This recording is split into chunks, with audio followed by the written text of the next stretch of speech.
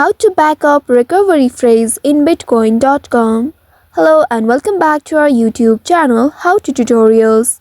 In today's video, I'm going to show you how you can backup recovery phrase in bitcoin.com. To do so, first of all, you will need to open your bitcoin.com wallet application on your mobile device and make sure you have access to your account. Once you are logged into your wallet account, here in this page, you will be able to see various icons at the bottom of the screen. Tap on the gear icon or the settings icon at the bottom right corner of your home screen. This will open the settings menu. In the settings menu, you will be able to locate backup and security option. Simply tap on this option and inside it, here you will be able to see two different options for backing up your wallet, whether you want to choose cloud backup or manual backup. Cloud backup allows you to back up your wallet information to cloud service like Google Drive or iCloud using a master password. And if you prefer using manual backup, you will need to manually write down your recovery phrase. Here I am selecting manual backup. Tap on the manual backup option and here you will be able to see the wallets option. Tap on one of these wallets first and here you will need to authenticate your account.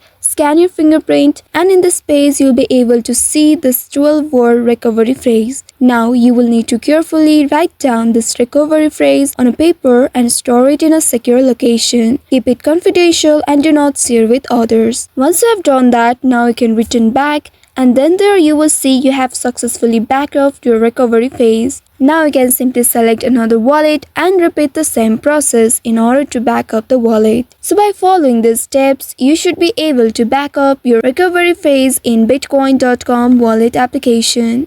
I hope this tutorial was helpful. If yes, don't forget to like, share and subscribe to our channel. Also hit that bell icon to never miss any updates from us.